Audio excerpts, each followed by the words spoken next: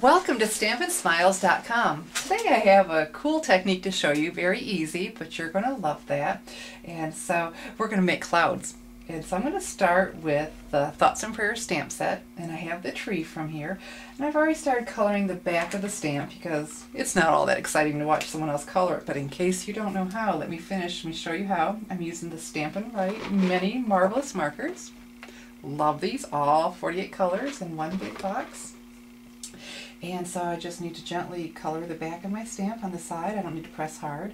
And I've already colored in everything else. And while I was coloring and then waiting to start this, the ink has been drying.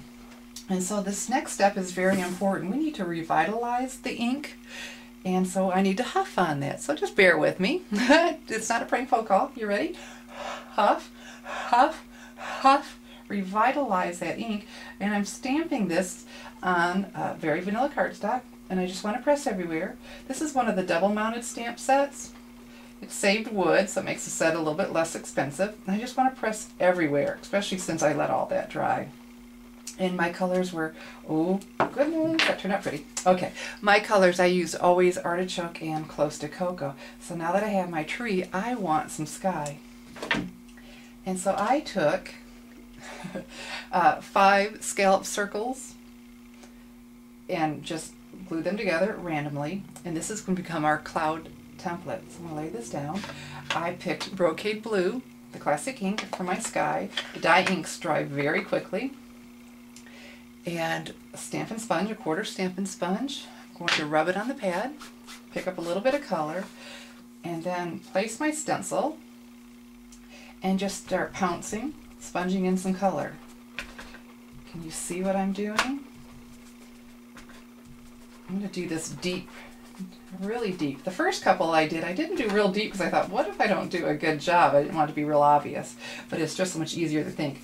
Look, okay, so I'm going to move this aside, move it over, catch the rest of these clouds, do it nice and deep so it'll show up good on the camera. And so now I'm going to come down. I don't want to get too close because I need some white area, and I don't want it to be quite the same, so I'm going to rotate this again. All right. And load up my sponge some more and fill in the color. Now I'm not trying to fill in that whole area because we need some white clouds in here. So just down along here, move this again. Now at some point I need these clouds to stop. So I'm not going to do any more. I'm going to put that aside, get a little bit more ink, and then I'm going to sponge in. Try to keep my fingers out of the way. And I'm thinking my skyline is good right about here. Can you see this? Isn't that pretty? I'm so excited about this, I can hardly stand it. So I don't want my sky to just end. So I'm going to go ahead and take some Always Artichoke. That was the leaves of my tree. Load up my stamping sponge some more, and then just fill this in. Let it meet. Let the ground meet my sky.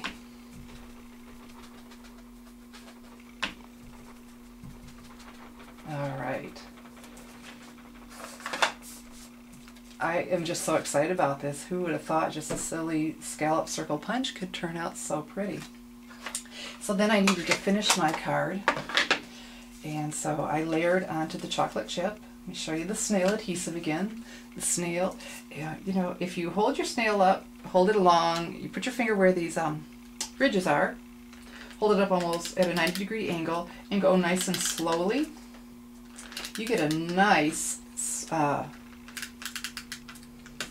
what am I trying to say?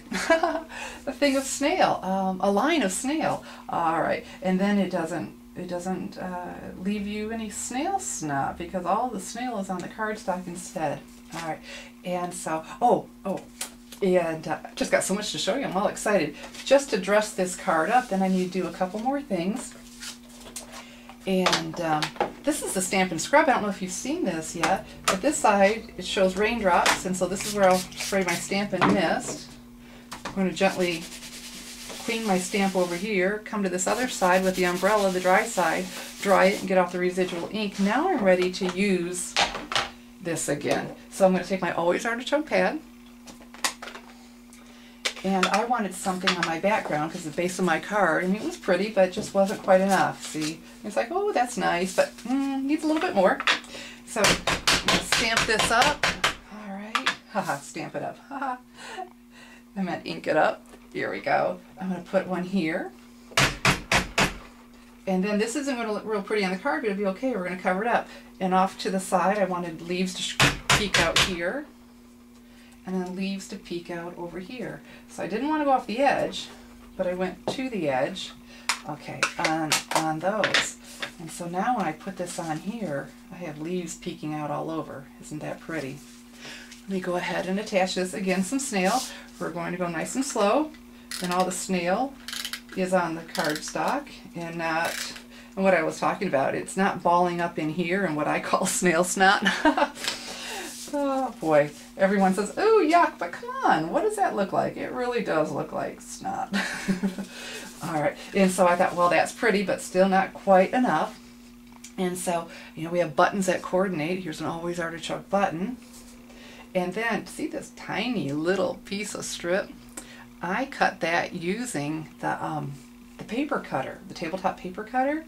And I learned this trick from doing the flower power. No, it wasn't the flower power, it was the other one, the Starstruck. And that's still not the name of that kit, but anyway, it was one of the card kits. And so I just feed this through, and then I'm going to take a mini glue dot. I don't need to tie it or anything, but I don't care for buttons that are on there without something, you know, I don't like a button on the page without something in it. Rockstar, that's the name of that kit. All right, and so this is going to keep my tails down. Just fold this over. All right, here we go. And then I can just snip off those extra little ends. But that's going to keep that, my little ends.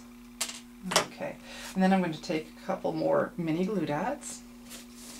And you see I go to the mini glue dots. I don't touch them because that'll take away their extreme stickiness. I take my project to, oh, I guess you couldn't see that. I take my project to the mini glue dots. Let me show you here.